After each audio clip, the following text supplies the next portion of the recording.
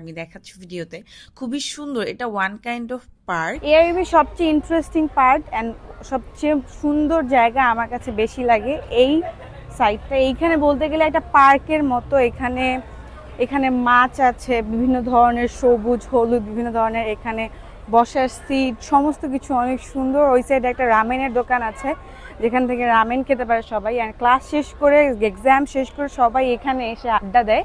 And ওই কর্নারটাতে smoking zone যেহেতু ওইদিকে আমি যাব না, but all together AIB it's so beautiful, যেটা খুবই সুন্দর। এটা ভার্সিটি কম পার্ক বেশি, একদম অনেস্টলি এটা ভার্সিটি কম পার্ক বেশি, কারণ এখানে ঘোরার মতো অনেক জায়গা আছে যারা কিনা আমার মনে হয় এই ভার্সিটিতে কেউ পড়তে আসলে ক্লাস বাদ দিয়ে এসে বসে থাকবে। আমি হলে সেটাই করতাম। অ্যান্ড